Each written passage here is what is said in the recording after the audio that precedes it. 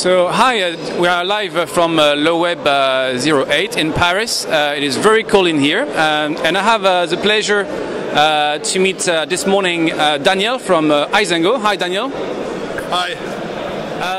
So Daniele, you are the Chief Operating Officer in Europe for Isango, is that correct? Yes, my official title is European Vice President. European Vice President. And is it Isango or Isango? It depends on the country. In the UK they say Isango, in France and in Germany they say Isango, and in Italy of course they say Isango as well. It's a Zulu word, but everyone can make what they want out of it. Okay, and can you tell us a bit about the history of the company when it was founded? Isango had been started a couple of years ago by Ranjan Singh, who is an ex-MD at eBookers and has been previously director at Expedia as well, who has seen this huge opportunity in the activities and excursions category, where there's a total lack of a single point of aggregation, and that's what we have built over the past couple of years. One single platform where you can find 60 countries, more than 4,000 activities in 50 different categories, all aggregated in a coherent and single way. So you actually raised capital actually quite recently this year. How was easy to do that? It was surprisingly easy, at least for our category. We've been meeting with, potentially 30, 40 venture capitalists all over Europe, especially in London. The plan that we had and the opportunity in the category is quite clear. We have a credible team. We have shown key execution with a couple of key partnerships that we started very early with Ryanair or Hertz. Now we've added more partners such as Qantas or Germanwings or Accor Hotels and so on. So I think that gave the trust to the financial community that we were a relatively low-risk investment. But that was in February this year, and of course the picture is very different right now. Okay. Now, obviously today online you can book air, you can book hotels, you can book train and car. How is it to actually book excursions, restaurants online? How can you provide, that facility to the consumer today? The model is very simple.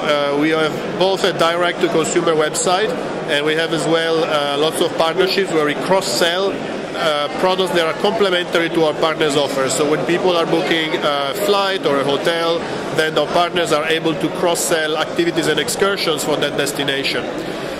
It's obvious that there is a need for a lot of education in this market, because people are not immediately thinking about looking for their activities and excursions up front, and it's something that is still done on a very opportunistic way.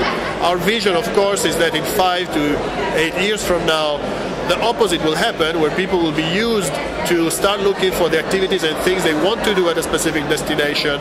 They might start by making sure they book their scuba diving trip or their horse riding or kayaking down the Ganges River, and then look for the logistics and flights and hotels or potentially rental car services in order to be able to actually reach the place or stay at the place where they want to do their favorite activities. Okay, and in terms of looking for partners, how do you do that? Do you go in the country where the operator is looking at, or is that just made on the phone? And also, what is the revenue behind it? Are you taking commission out of those guys?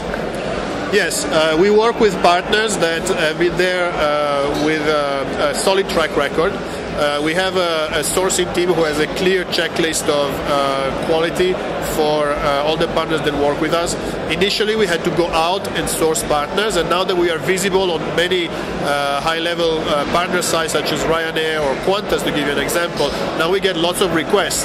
So now it's really a question of filtering through, because in the space of activities and excursions it's very easy to be a tourist guide just with your hat, but not everyone is insured, not everyone has a license to operate, not everyone is able to provide multiple language services for German customers or for French customers. So we have to do a very thorough checklist.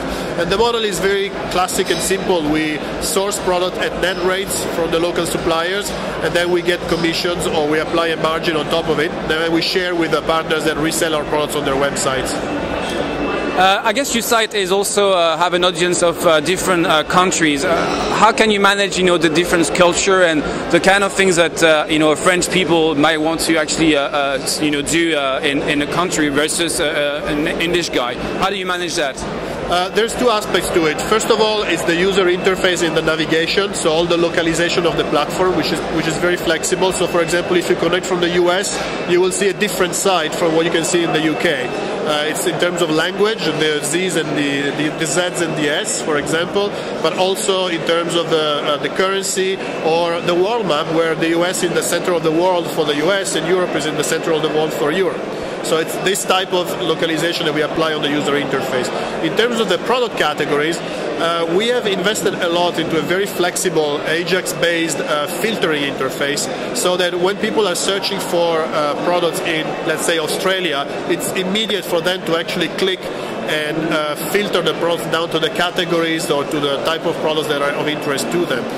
We've also sourced products with German-speaking guides or French-speaking guides, those specific for the German market or the French market.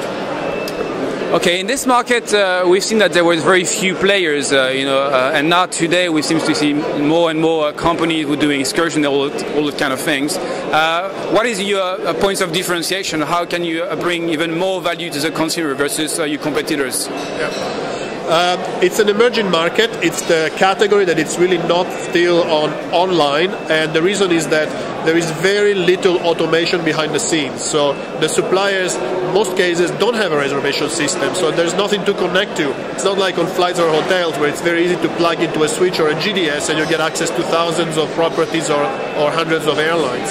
So it's very manual. There is a lot of creativity into making the process as streamlined as possible. It's really not easy, but the opportunity is there. The market is maturing, so it's quite obvious that we see new entrants in the market, which is good. And we have to all together build awareness and educate the market about this new category.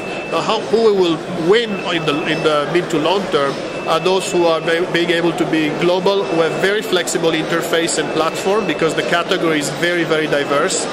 And also have a global mindset. We are based in London. We have already about 12 nationalities out of 80 people. So I think that really makes a difference compared to people who are very focused on one single country. Last question. We are in Paris. What are the extravagant things you can do in Paris? Outside the normal travel components.